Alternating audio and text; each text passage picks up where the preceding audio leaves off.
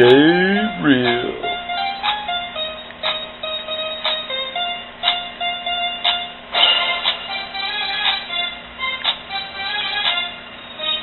J-Real.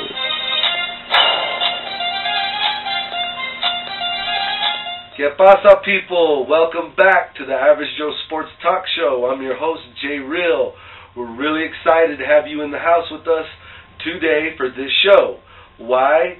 We actually are going to the Village Hall of Ruidoso to sit down with the mayor of Ruidoso. The gentleman's name is Ray, and he's a really cool dude. He was a former NCAA head football coach for Rice, and we're just really excited to get the opportunity to go into his office and sit down in his world and enjoy a little sit down with him in the Raza Connection. Again, we're bringing you that segment of the show today. We're really excited. But that's a little bit later on. We're actually hoping to get Gonzo in the studio today with us. Hopefully he'll be showing up pretty soon so we can talk some sports. Now, we're going to take a quick break. When we come back, maybe Gonzo will be in the house. If not, we'll just go straight into some sports talk. But for the first time ever, we are going to be able to show you our own in-house commercials for the Player Zone. Check them out. See you soon.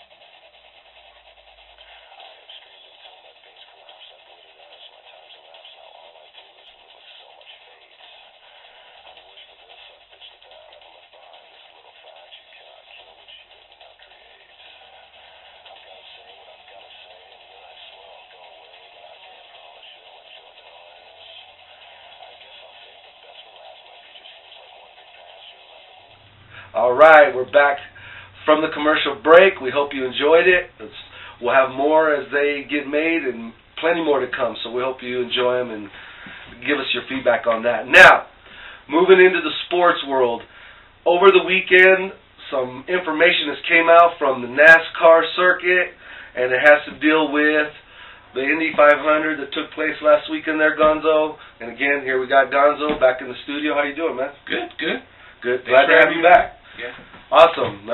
We go way back, me and this guy. We're good sports buddies. So what's going on, Gonzo, is I don't know if you've heard about this, but the folks that got injured in that race last weekend, they are now filing a lawsuit against NasCar. Now, before I get your cut on this, I just got to say, I think that is about the most ridiculous thing I've ever heard in my life. As a matter of fact, folks, when you purchase a ticket to even get into the actual race, they have a disclaimer on those tickets. Right. And so for folks that buy a ticket and see the disclaimer, or probably don't even look at the damn ticket, probably is what happened, they're taking a risk to join a sport like NASCAR, to watch a sport like that, because anything can happen. I mean, you got cars going, 250, 300 miles an hour, and if a crash happens, there's going to be debris hitting the air, going through the air at, gosh, who knows how many miles per hour. So the risk is there. When you decide to take you or your family and your kids and sit your butt in one of those races, you're going to take an inherent risk when it comes to danger. So for me, I'm just saying, folks, be happy you have your life. Be happy that there was no serious or loss of limbs, and just say, hey, it came with the sport we wanted to watch. Hey, maybe they got a memento. Maybe there's like a piece of metal lodged in one of their kids that will be there for the next 20, 30 years. Who knows? Take it as that's memorabilia, folks. You're lucky NASCAR's not charging you for that stuff. What do you think, man? Well, I think, yeah, you're right. I mean, I think when you go into an event like that, you know what can happen. You've seen it on TV. You've seen the wrecks. You've seen the crashes. You've seen the drivers die, crashing into the walls, everything going all over the place. It's one of those sports that it's one of those things that you take a chance at. I mean, you take a chance there, with those cars going so fast and so light that they come off the ground sometimes. Exactly, that's a good point. And fly over the gate. Now, do I think they could make the gate improvements? Yeah, they could, but then it could obstruct, your view and everything else. So it's the people who are trying to sue NasCar for the fact that they got injured or whatever, which is, they shouldn't be doing that. That's just somebody looking to get money. I think, they took that chance. It was a bad experience that happened. It was something that shouldn't have, couldn't have could happen at any time, but right. There's just nothing that you can do about it, and it's a chance that you take. It's no different than monster truck. It's no different than baseball. That's a good point. Baseball getting hit in the head. I mean, there's been people knocked out from that. There's cars, tires, and stuff that's been flipped in monster truck. Right. That's all chances. Point. Yeah, I think that's an excellent point.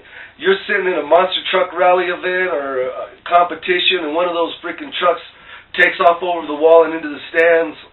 I mean, you want to be close up. You want to taste and smell the burning of rubber and fuel and all that stuff that comes with it. You almost got to say, hey, I'm willing to take a chance here. Yeah, and that's just a chance you take for the entertainment. There you go.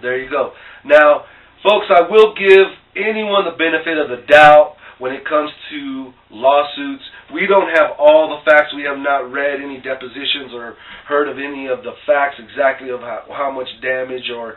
I mean, I guess we could break it down like this. If NasCar was negligent in some way, there, Gonzo, I think you could say, okay, well, maybe they have a case. If they don't have the guard fences up or the right. supporting fences or there's big holes in there. Yeah, if they're not taking any type of precaution, then yeah, that's different. The other thing is to look at, too, NASCAR's, a multi-billion-dollar industry, sure. And the thing is with them is I guarantee you some of these people, some of their hospital bills are probably getting taken care of by NASCAR. Some of them probably aren't as much, but, it just depends. And I guarantee you they're trying to help out the fans. Well, and that has not been any kind of information we've got factually, but I do think, yeah, if it comes down to it, someone's going to get some help. But, folks, let's just break it down. It's not like it was 20 years ago when you could get in a little fender bender, look at each other's vehicles and go, oh, hey, everything looks cool, have a good day, go about your business. Now, someone hits you in the back end, and guess what? Reach underneath the seat, pull out the neck brace, and there they are, ready to sue somebody. Stop it, people. Let's get back to when we could actually bump into each other and not want to sue each other. What do you think? Yeah, you take your own risk. Absolutely. All right. So that's with NASCAR. Moving on, did you happen to hear about Joe Flacco's new contract there, Gonzo? I heard a little bit about it. I don't know the exact. Oh, well, let me inform you, my friend, and everybody out there in YouTube land. Joe Flacco just signed his deal, a 6-year, $120-something million. $120-something million. I believe it was like 123, but anything over 120, I mean, it's just more pennies than the NFL. This would have been This is going into his second year. He just got done with his rookie contract, which would have been, I believe, a 4 or 5 year contract. Has he had any injuries? No injuries. None whatsoever. And he's okay. I mean, he's gotten them in the playoffs almost quite a few times, and then, he's got them 2 Super Bowls. No, 1 Super Bowl. One That's Super right. Bowl. 1 Super Bowl with him. So, yeah. So, I mean, yeah, I would. I mean, to keep your investment, to keep your franchise quarterback. So you're okay with the $120 million for 6 years? Yeah. I personally, I would have to agree. I think if you look back at Joe Flacco's record for the last 4 to 5 years of him being in the NFL, the guy has produced. And I don't have the actual facts. We'll get the team on that to get us those facts. But I would have to say, if you looked at his body of work over the last 4 or 5 years, he's done better than anybody else. Oh, yeah. The guy I know has been to a few championship games. He's been in the playoffs, if I'm not mistaken, every year, even his rookie year. Right. They're even taking out my Steelers. Stop it. But what are we going to do? I mean, the guy produces, and now he has a Super Bowl. Yeah. How can you not want to pay the guy? Right. You got to. I mean, he produces. I mean, he's one of the ones that goes out there, does it every day. I mean, but they say he's not your typical star. He's not your typical high-end quarterback. What do you say to that stuff? Well, but those are the type of guys you want. I mean, you don't want your typical high-end quarterback. You don't want your guys who are going to be flashy, who are going to try to get into trouble, who are always going to be, you want guys who are humble. You know, you want those humble type guys to be your leading quarterback, because those are the guys who are going to be your leaders. That's the guy who's going to be in the community, helping out. Yeah. That's the guy that you're going to say, hey, kids, look up to him. He's a good guy. point. He's got his shit together. That's a good point. Now, folks, we are sitting here trying to tell you that just because you don't have a quarterback that's out there causing problems or out there trying to be in the limelight doesn't mean you can't be a top-tier quarterback. No. Not at all, actually. I will put Joe Flacco now he has a Super Bowl win now. He's done his championship games. Right. He's done his playoff runs. This guy, he is in that elite category, I would say. I would actually put him up there. I'd probably put him up there next to Brady. I'd probably put him maybe second. I mean, I don't like the Patriots. I don't like Brady, but I'd put him up there with close to, probably at least in the top 5. Oh, top yeah. 3. Top 5, maybe. yeah. I could see that. I could see that. I could do that, yeah, I'd do that. Well, as it goes here for the Average Joe Sports Talk Show, we're going to say that you paid the man, he's done the job, he's paid his dues. The man, since day one, since year one, has produced.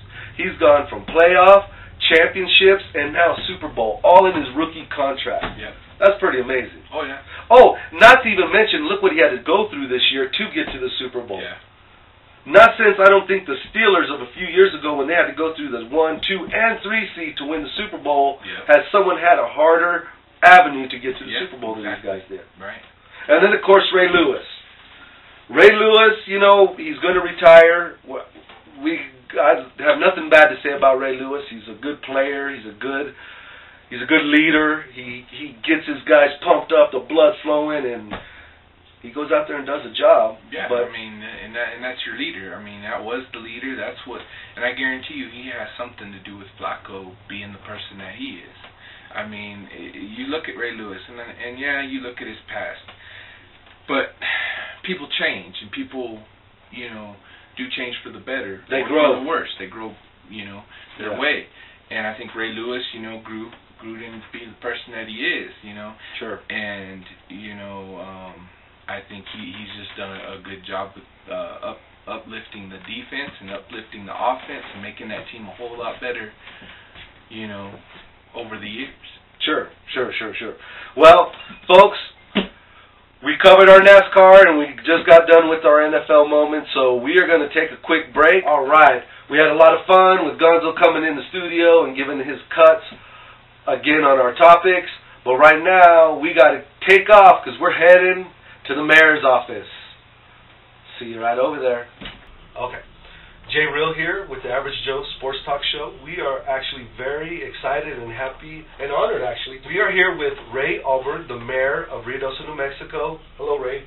Nice to be with you. Good to see you. Glad you all are here. All right. Well, Ray used to be a coach back in the day with college and university with the NCAA. And tell us just a quick bit about that. I mean, how was the experience for you? How did you enjoy being a coach? Well, it was good. The best thing about it was the kids and the people that you met and that you got to interact with on a daily basis. And I still hear, in fact, I've got a young man's name down here right now that played for us at Lamar University, and he's now coaching. And so wow. I talked to him yesterday. He called me out of the blue. I hadn't talked to him in probably 10, 12 years, and he called out of the blue. And so that's always good, and to find out these young men are going into their community and doing something with their life. That's really important. There's a young man named Earl Cooper. Earl was from Lexington, Texas, a little 2A school down by Austin.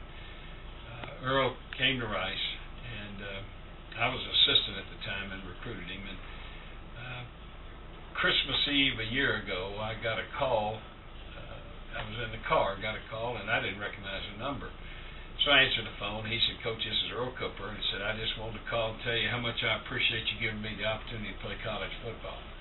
He was a first-round draft choice of the 49ers and played in a couple of Super Bowls and was on the cover of Sports Illustrated from the low-class AA school. Right. And he's coaching now. Oh, wow. In the Austin area. So those kind of things make all that worthwhile. Well, that is so awesome. Now, Mayor, quick question here.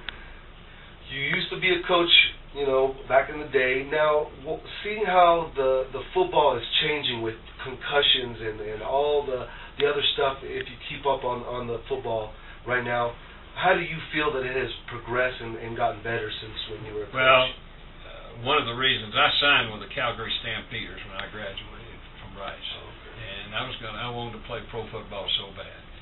But I had gotten knocked out 8 times my senior year. Oh, wow. And so my wife wife-to-be suggested that what little bit I had up there I needed to protect. Right. So I didn't go. I'm really glad to see the emphasis now on not letting those kids go back in the game till they've checked them out. In our day, I remember we played Texas one year, and I got knocked out right before the half. And, they carried me into the locker room, laid me down. They did all these tests with your eyes and all of that. And then all of a sudden, we're back out playing. And you're out on the field. Well, and on Sunday, you would feel hungover really bad. You'd have a bad headache. And so I really am glad that they are taking the steps that they're taking now. And plus, let me just say, too, the players are much bigger and stronger and run faster. I played at 215. I was a lineman. Oh, okay. At 215 now, they wouldn't even begin to give me any consideration. Right. So you're dealing with a whole different game, really, with the size and speed of these players. Yeah. And but I'm really glad to see they're paying attention to the concussion thing, and I understand that they take the helmet away where the guy can't get on the field. Right. And just one last question, and we'll let you get back to your busy day. Now, with the NCAA, the way that they're implementing these rules and these policies to basically keep players from making and profiting in any way, shape, or form, whether it be selling their own personal jerseys. Well, I guess it wouldn't even be personal because they belong to the university, but they're keeping them from being able to profit in any way. Is that any different than what it was, a few years back when you were a coach, or what's the difference? Well, I don't think there was as much. There was as much of that selling things like you're talking about. There were a lot of young men who reportedly took money to go to a particular school. Right. And the NCAA rule was very clear that you could not do anything as a student athlete that was not available to a regular student on the college campus. Right. So if some alumni gave this guy a watch or a piece of jewelry, that was a violation of the NCAA rule. Right. Because it wasn't readily available for any student on the campus. And I think, to me, they've cleaned it up quite a bit. As we were talking before we started, before the signing day, there used to be kidnappings, hiding out, coaches spending the night in front of a guy's house to keep another coach from getting him, and all of those kind of things. And now they fax the letter of intent in. Right. So that doesn't happen. But I can remember very well when we had coaches go to sign a guy and he'd been kidnapped. Yeah. Missing in action. Missing in action. And the family, one of the family members would be gone with him so they could sign it. But and it was fun. I look back on it and laugh about it and joke about it. It was fun. Yeah. But I think they've refined the process now, and I think that's good. They faxed their letter of intent into the university. Okay. And just one more thing. Now, 20 years ago, 25 years ago, it was a big deal where if you were a student athlete, you were getting a scholarship. That was your payment for joining this university, for being an athlete with this university and part of this team. What do you think now with the universities making such more large amounts of money off of these athletes. What is your take on, should there be some kind of reimbursement? Or, I mean, we're talking billions of dollars now, when 20, 30 years ago it wasn't near what it is now. And when I was playing, we played in 2 bowl games. We played in the Sugar Bowl, we played in the Blue Bonnet Bowl. Okay, great. And we got a little money, and we got some tickets, and the school would sell them. The problem you got with giving remuneration to these kids is, it'd be fine if everybody would play by the rules. Yeah. But that's just not going to happen. Sure. If our school is playing by the rules and we give the kids the amount of money, this school over here is going to give more money. Yeah. So then you're right back to where you started from. And I've got some residue left from my playing days. I've got a right knee that's bad, that's caused me to have problems with my legs. And there are a lot of guys that play college football that have injuries and have things that happen. But I got my way paid in school, and I got a degree that I think is valuable. So every once in a while when my knee hurts, I just think about what I was able to do. Sure. But what again sticks out in my mind is the number of kids that we had who've gone out in the community who are entrepreneurs, doctors, lawyers. We even have one of the kids who's a Secret Service guy. Oh, wow. So they've done well, and that's important. You see that, then even though they may have some bumps and bruises, it was well worth their while. Yeah, well, that is great. Now, we are really excited, and we're, again, honored that the mayor of Ruidoso decided to take this time with us. We know you're very busy, and we really appreciate it. Now, if anyone that wants to be involved with the community or wants to get involved with anything with the Average Joe Sports Show here in Ruidoso, we are more than welcome to have you come in, just as the mayor did, and we're really excited to get that feedback from you all, and we're willing to help anyone and everyone that wants to be a part of our show. So we thank you so much, Mayor. Appreciate you coming in. Do it again. It was an awesome time. We learned so much off camera. Some things we can't share.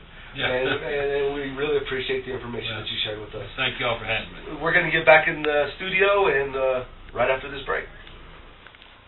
All right, we're back from the break. Glad to have you all back with us. Now we're going to go ahead and go into our wrap-up, and we have to say thank you to the mayor of Ruidoso. We appreciate your time and everything you had to share with us, and we're definitely looking forward to you, sir, coming back on, so don't think we're going to let you off the hook. We've got to thank our man Gonzo, who came in with us, sat down, gave us his cut on all the topics that we spoke about. And so real quick, as we do this wrap-up, I just want to say, covering a little bit of what the mayor talked about, at least my personal opinion, I think the NCAA needs to chill out a little bit. They cannot force so many issues on every player like they're in like a prison almost, to keep them down and keep them from making any kind of revenue whatsoever from their name when they're making billions off these guys. Something has to be done. The formula for it is very difficult, because once you start paying athletes in college, it's just going to open a whole can of worms, as the mayor himself was telling us earlier. But something has to be done, because unlike in today's game, 30, 40 years ago, a college education was a good enough payment for these athletes. But the colleges weren't making the kind of money they are making now, off of their name, off their blood, sweat, and tears. So hopefully there's a big group of guys that I'm sure are very smart, that can come up with a formula to make this work, and everyone can benefit and everyone can make money and be happy. So, with that in mind, we just want to say thank you for all watching, and we want to thank you all for leaving your comments and feedback. And don't forget, if you ever want to get involved, just get in contact with us through our sponsors, the Player Zone. You saw the new advertisements. We hope you like those.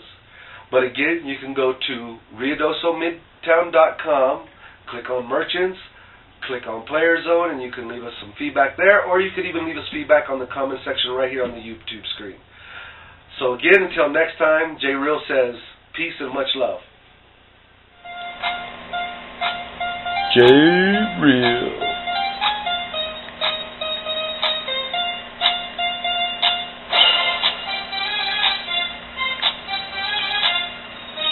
J.